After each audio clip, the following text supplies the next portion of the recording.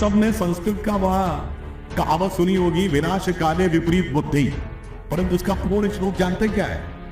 वो यह है, न निर्विते न दृश्यते कदैव, न श्रूयते स्वर्णमयी कुरंगी, तथापि तृष्णा रघुनंदनस्य विनाश काले विपरीत बुद्धि। इसका न कभी बना, न कभी देखा गया, न कभी सुना गया कि सोने का हिरण होता है, फिर भी तृष्णा ने रघुनंदन को ऐसा घेर लिया, भगवान को, कि वो उसके पीछे चले गए। इसका आप जानते क्या है?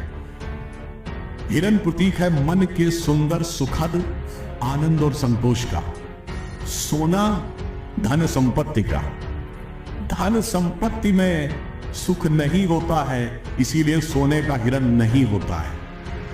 मगर सीता जी जीवात्मा का प्रतीक है। भ्रम में आ गई तो हम क्या करते हैं भ्रम में आकर, कि जब अंदर की आत्मा हमें बताती है कि इसमें धन संपत्ति में सुख नहीं है, यानी सोने का हिरण नहीं होता है, हम कहते नहीं, हमने अपनी आत्मा से देखा है, क्योंकि हमें दूर से दिखाई पड़ता है। इसीलिए संस्कृत और हिंदी में मरीचिका शब्द है, मृग मरीचिका। और फिर हम क्या करते हैं, राम जी को भेज दिया सोने का हिरण खोज रहे, यानी अपने अंदर की सारी परमात्मा की शक्ति को लगा देते हैं सोने यानी धन संपत्ति के अनुसंधान में। बस वही आकर जो आसुरी शक्तियों का रावण हमें घेर लेता है। यह इस बात का प्रतीक है कि हमें मन को कहां केंद्रित करना है और कहां नहीं केंद्रित करना है। और इसमें एक और वाक्य अंत में कह दो, ये रावण के जब 10 सिर कटते थे तो एक सिर कट के दूसरा क्यों खड़ा हो जाता था, और भगवान इसको रोक नहीं पाते थे।